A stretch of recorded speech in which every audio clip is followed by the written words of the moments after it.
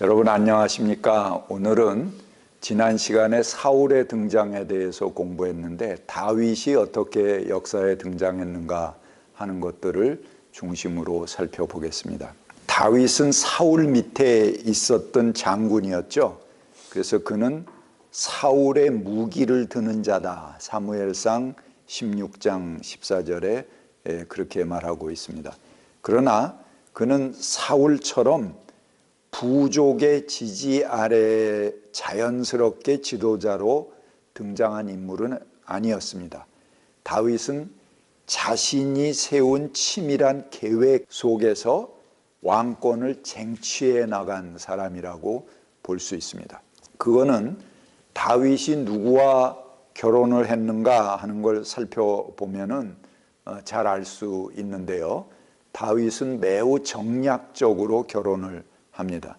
그는 유대 땅 베들레헴 출신이죠. 그래서 다윗의 족보에서 예수님이 태어났다 하는 것을 이야기하려고 예수님이 저 북쪽 갈릴리 사람인데 사실은 여행을 하다가 베들레헴에서 아기를 출산했다. 그래서 다윗의 후손이다. 뭐 이런 그 전통하고 연결시킨 겁니다. 그래서 베들레헴 출신이 되는 거예요. 예수님도. 다윗의 고향인 베들레헴에서 그는 태어난 곳인데 그 외의 지역과 결합할 때 그는 언제나 해당 지역의 우두머리 집안과 결혼을 합니다. 사무엘상 25장 43절에 의하면 다윗은 겐 사람의 땅이었던 것으로 보이는 이스라엘, 헤브론, 그러니까 저 유다의 남쪽입니다. 그 남쪽의 겐 사람의 땅이었던 것으로 보이는 이스라엘 출신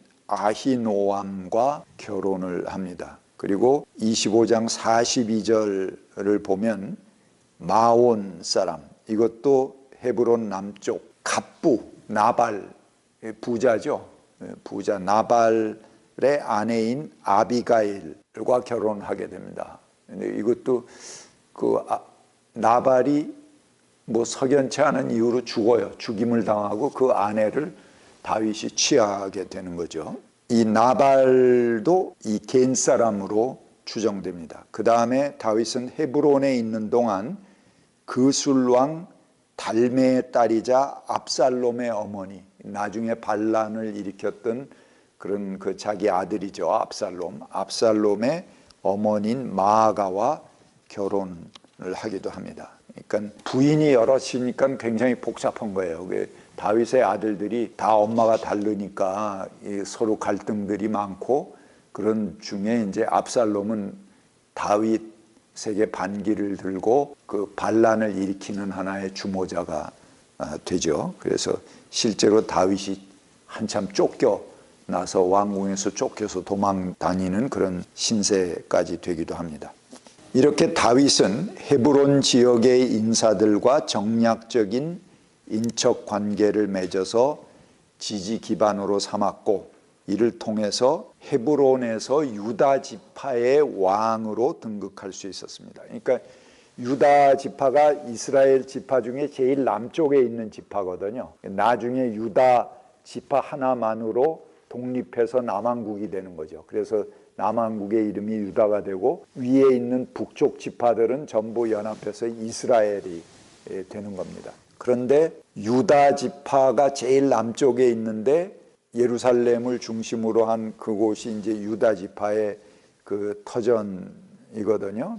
베들레헴은 이제 예루살렘보다 더 남쪽에 있고, 근데 그보다 더 남쪽에 있는 헤브론이라고 하는 곳을 다윗의 하나의 등판, 정가에 그가 나타나게 되는 중요한 세력의 근거지가 헤브론입니다. 그러니까 저 남쪽에 치우친 그런 하나의 권력이라고 볼 수가 있는 거죠. 헤브론의 지지를 기반으로 해서 나중에는 남쪽 지파의 왕으로 다윗이 등극하게 됩니다. 유다 지파의 왕이 된 다윗은 북쪽 지파의 아브넬은 이제 사울을 돕던 장군이죠. 사울의 오른팔인 그런 장군을 입니다. 그런데 그를 불러내서 밀약을 맺으려고 그래요. 여러분들이 이제 사무엘 상하 스토리를 다 성경을 읽으셔야 돼요. 그래야지 이 이야기가 뭔지 그 이야기 흐름을 알 수가 있거든요. 그래서 아브넬과 밀약을 맺고 사울의 딸 미갈을 데려오라고 조건을 내밉니다. 사울의 딸과도 결혼을 했어요, 다윗이. 그래서 사울 왕권에 자기가 적통 후계자다 이런 인상을 주기 위해서 아무튼 그가 결혼한 곳엔 전부 이 권력이 끼어 있습니다. 의도가 다 숨어 있는 거죠. 여러 인척 관계를 맺음으로 자기 권력을 점점 확대해가는 그런 방법을 썼습니다. 이런 정략 결혼은 미우나 고우나 다윗의 입지를 든든히 하는 토대가 됐습니다. 다윗이 정치적 계산 없이 순수하게 사랑에 빠졌던 여인은 밧세바뿐이 없어요. 그것도 또 남의 부인이죠. 수많은 아들 중에서 밧세바와의 사이에서 태어난 그 아들이 누굽니까? 솔로몬이죠. 솔로몬에게 왕위를 계승하게 된 것도 다윗의 마음이 어디에 가 있는가 하는 것을 알 수 있는 대목입니다. 다윗에게는 자기 자신을 따르는 그 사병들이 있습니다. 군사가 600명 이상 있었다. 사무엘상 27장 2절에 그렇게 이야기합니다. 다윗은 왕이 되기 전부터 용병을 고용합니다. 이게 뭐냐면 사병이에요. 그러니까 자기가 고용한 사적인 군대라는 거죠. 사울은 항상 자기 주변에 국가의 조직이 있고 국가의 군인들이 있어요. 그렇지만 다윗은 국가의 군인이 그의 지지 세력이 아니고 자기가 사적으로 고용한 용병들, 여기 600명에 이르는 용병들입니다. 근데 그 600명 용사들이 전부 대개 이제 이방인들인데 굉장한 무력을 과시하는 그런 장군들입니다. 명단들이 나오죠. 쭉 뭐 어디 사람 누구는 어디 사람 무슨 장군이고 무슨 장군이고 이런 그 다윗의 날랜 용사들에 대한 명단이 나옵니다. 그게 그렇게 사병 조직이 수하에 있다 하는 것은 그 조직 체계의 군대를 지휘하는 게 아니고 그 사람을 따라다니는 사병들이 굉장한 날랜 용사들을 600명이나 사병으로 자기가 가지고 있었다는 것은 그 위에서 보면 어떻게 될까요? 굉장한 위협이죠.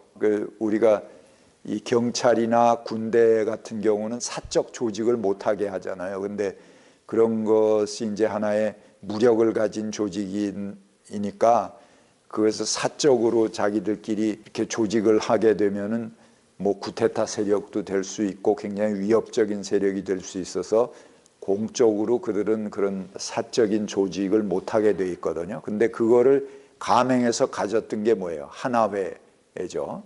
김영삼이 집권하자마자 이제 하나회를 쳐서 그 해산시킨 거와 마찬가지입니다. 이 검찰도 전 마찬가지라고 생각해요. 이게 사적 조직이 있어서는 안 되는데 지금 이제 윤석열 사단 뭐 이렇게 하는 그거는 이제 검찰 조직 내에서도 그 사적인 자기들 집단이 있는 겁니다. 한동훈으로 해갖고 쭉 이어가는 그 집단들이 하나의 검찰 내의 세력을 이루면서 장악해 가는 그런 셈이죠. 왕인 사울의 수하에 장군으로 있던 다윗이 자기 개인이 마음대로 할 수 있는 사병 조직을 가졌다는 것은 그 위에 왕인 사울이 볼 땐 매우 위험한 것이죠. 초기에 이스라엘은 상비군 체계가 갖춰져 있지 않았습니다. 민병대 조직이라고 그랬잖아요. 뭐 농사하다가 모여서 나가서 싸우는 그런 조직이었고 그 군의 대부분은 가족이나 친척 중심의 군인들이었습니다. 사울의 군대도 역시 그의 가신들이 중심이 됩니다. 사울의 아들 요나단이 아까 그 용맹한 장군이라고 그랬죠. 사울의 사촌이에요. 아브넬 장군은 나중에 이제 배신하고 다윗하고 이렇게 밀약을 맺어서 북쪽의 권력을 다윗에게 넘겨주려고 하는 이야기들이 나옵니다. 사무엘. 그 역시 이제 사울의 사촌으로 군대에 아주 용맹한 장군이고 지휘관입니다. 사울은 가신 집단을 제외하고는 신뢰할 만한 전투 부대를 가지고 있지 못했습니다.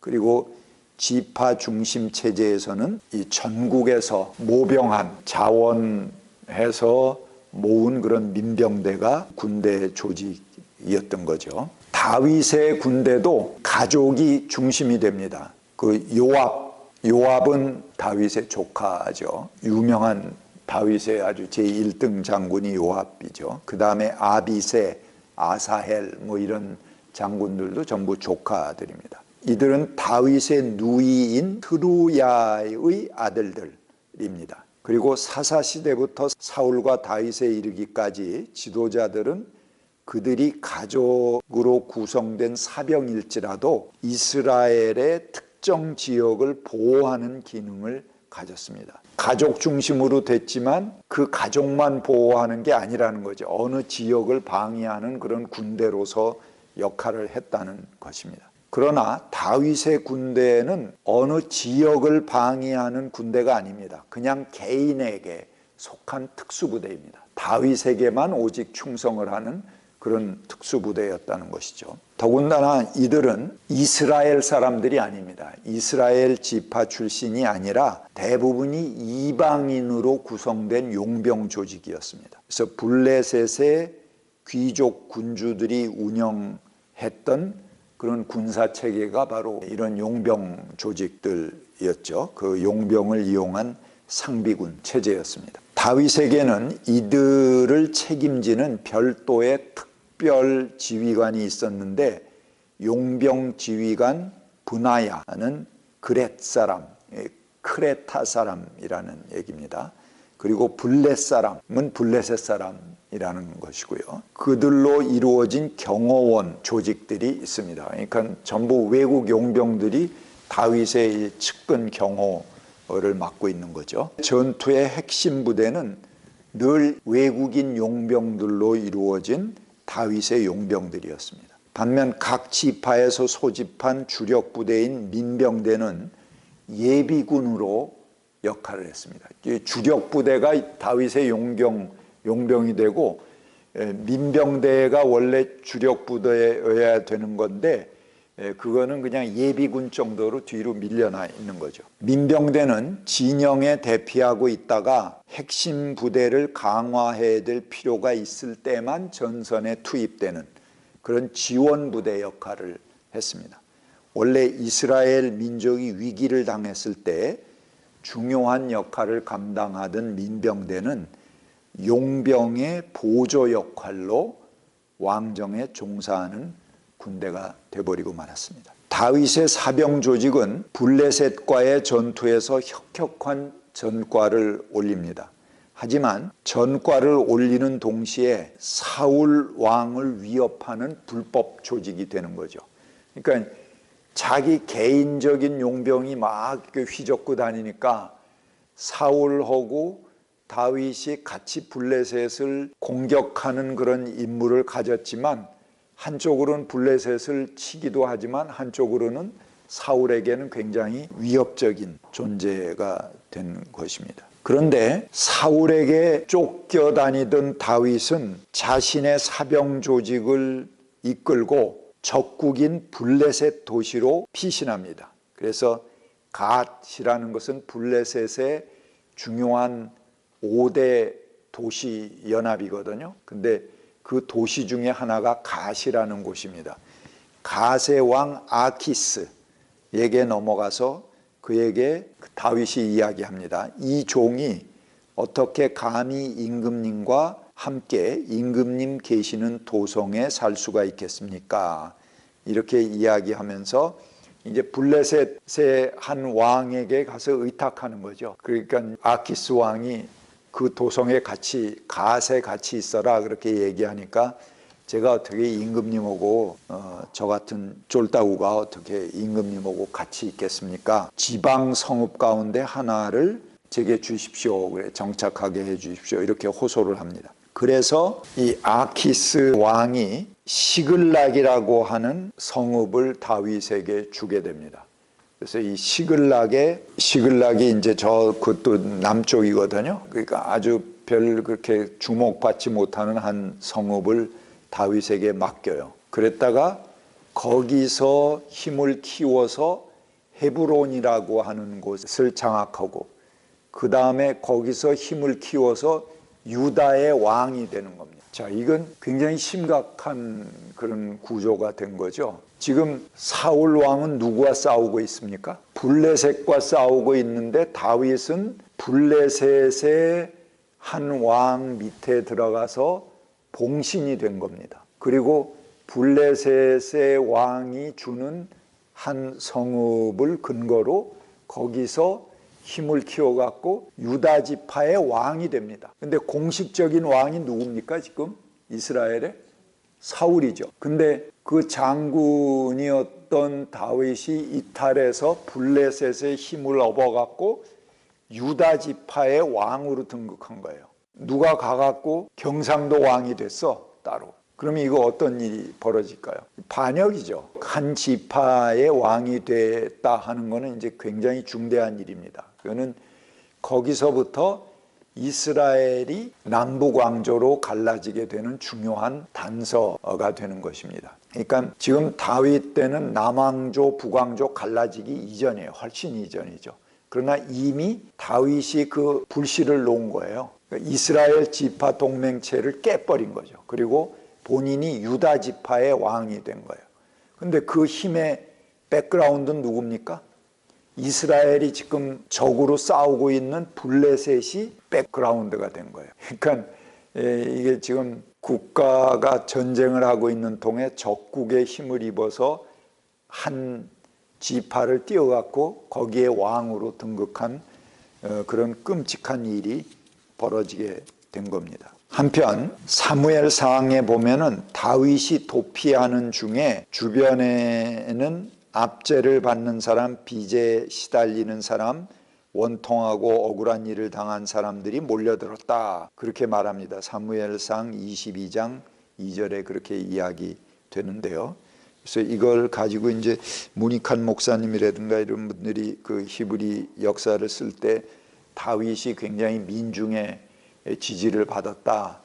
민중들이 다윗을 지지해서 왕이 됐다. 뭐 그런 식으로 이제 민중 역사로 그 이야기를 하셨는데 그거는 다윗이 지금 블레셋의 적국의 장군이 돼 있는데 그 밑에 모인 뭐 사람들이 아무리 뭐 빚에 시달리는 사람, 압제를 받는 사람, 뭐 원통하고 억울한 일 당한 사람이라고 이야기를 하더라도 제대로 역사관이 박힌 사람들이 아니죠. 그냥 여기저기 그 체제에서 떨궈져 나온 떠돌이들이 가서 다윗에게 붙어먹은 겁니다. 말하자면 이미 적국의 장군이 되고 지파 체제를 분열시킨 사람에게 가서 붙는다는 것은 그 역사의식에서는 제로예요.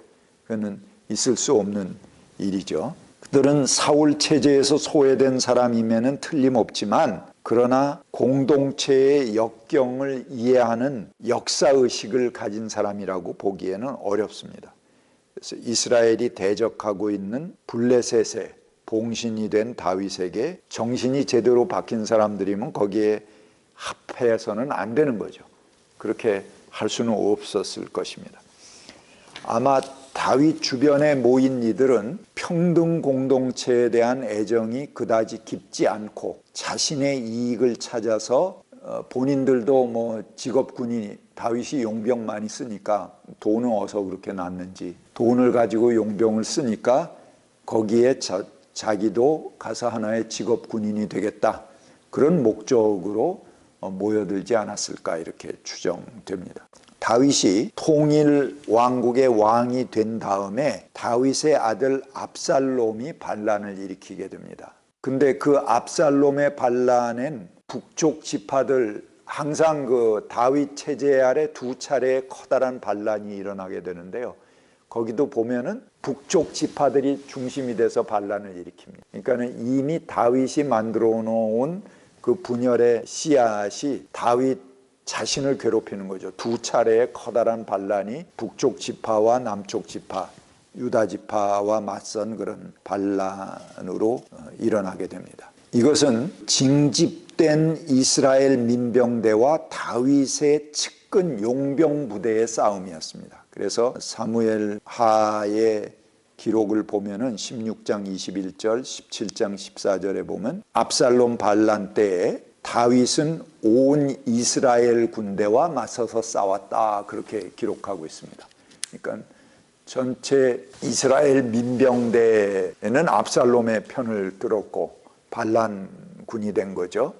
그리고 다윗의 용병만이 다윗을 옹이하게 됩니다. 그러나 워낙 날랜 용사들이고 그러니까는 결국은 그 압살롬을 제거해버리고 승리하게 되죠. 실제 다윗이 왕궁을 버리고 쫓겨납니다. 그리고 다윗의 용병들에게도 너희들 다 각자 집으로 돌아가라, 이제 난 망했다, 이렇게 선언을 하고 피난을 가는데, 그래도 그 용병들은 이제 끝까지 다윗을 옹이하고 하나의 이익 집단이니까 그 다윗에게 충성하면서 결국은 압살롬을 살해하고 그 반란을 제압하게 됩니다. 유다 지파가 이탈하게 된 거죠, 이스라엘 공동체에서. 이거 굉장히 중요한 이탈입니다. 자, 그러면은 왜 유다 지파는 이탈했을까? 블레셋이 어디 있냐 하면은 이스라엘 지파 동맹체가 있으면 유다 지파 남쪽에 주로 있어요, 이 해양 쪽에. 그러니까 이스라엘이 블레셋과 전투를 하는 한 제일 피해를 많이 보는 건 어디입니까? 유다 지파죠. 그러니까 이 전쟁이 아주 싫은 거예요. 그래서 좀 피하고 싶은데 자기 지파 사람 하나가 블레셋에 귀화해갖고 블레셋 장군에게 신임을 얻고 거기서 한 성읍의 군주가 됐어. 그러면은 유다 지파 사람들은 어떻게 생각을 했냐 하면, 야, 그래도 다윗이 우리 지파 사람 아니냐, 유다 지파 사람인데 블레셋에 저렇게 신임으로 성읍의 군주가 됐으니 다윗을 자기들의 왕으로 삼게 되면은 이 블레셋과의 지긋지긋한 전쟁을 좀 잘, 그래도 자기들 지파 사람이니까 자기들의 입장에 서서 블레셋과 잘 타협하지 않겠느냐, 이렇게 생각을 해서 다윗을 왕으로 세우게 되는 겁니다. 블레셋의 입장에서는 어떨까요? 원래 이스라엘 동맹체와 맞서서 싸우려면 처음에 블레셋이 했던 전략도 중간을 쳐서 양쪽을 나누는 거 아닙니까? 근데 이제 사울이 그걸 물리쳐서 다시 하나로 만들었죠. 그러니까는 블레셋으로서는 이스라엘의 그런 남쪽 지파와 북쪽 지파를 갈라치는 겁니다. 그 디바이드 앤드 룰이죠. 그래서 분할 통치함으로써 서로 싸우게 만들면은 이스라엘을 쉽게 제압할 수 있는 거죠. 그래서 다윗을 이용해서 유다 지파의 왕으로 세우게 되면은 이스라엘과 유다가 갈라지게 될 거 아닙니까? 그렇게 해서 이스라엘 지파 동맹체를 와해시키고 서로 싸우게 만들므로써 쉽게 이스라엘을 지배할 수 있겠다, 이렇게 생각한 겁니다. 그러니까 블레셋의 이런 분할 통치, 디바이드 앤드 룰의 작전과 유다 지파의 이해관계가 서로 맞닥뜨려 갖고 다윗을 유다의 왕으로 세우게 되는 것입니다. 이 구도가 계속 이스라엘 역사 끝까지 갑니다. 오늘은 거기까지 강의하도록 하겠습니다. 수고하셨습니다.